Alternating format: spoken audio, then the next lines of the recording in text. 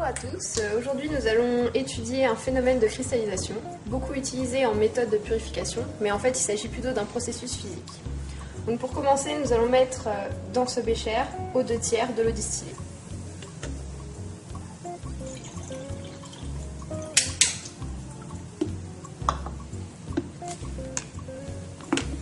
Ensuite, nous chauffons.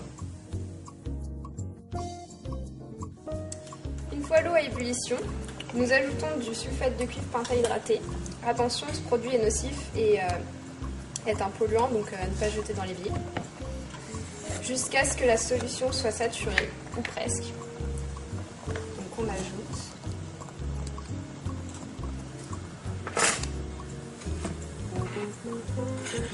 Bien sûr, on agite avec une spatule.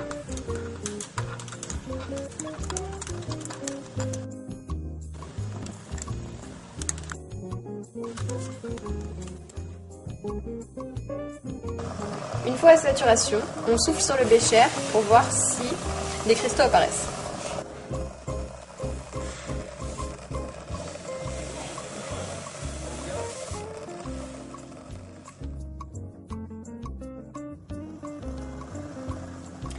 On retire le bécher de la plaque chauffante à l'aide d'une pince pour ne pas se moller.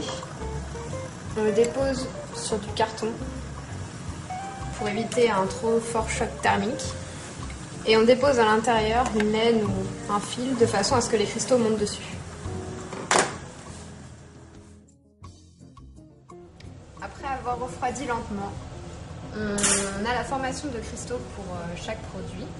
Donc en fait, la cristallisation se fait une fois que l'eau refroidit. Quand on chauffe rapidement, l'eau devient chaude et le produit se solubilise plus facilement. Et en refroidissant, il reforme des cristaux beaucoup plus durs. Donc, dans la solution bleue, nous avons utilisé du sulfate de cuivre pentahydraté.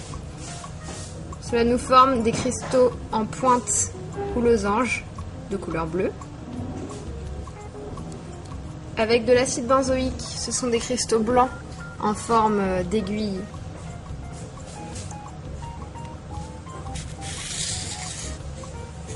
Avec le prochain produit, le K3 Fer CN6, donc ça forme des cristaux en forme de losange marron. Et avec le chromate de potassium, on forme des cristaux rouges en forme de losange.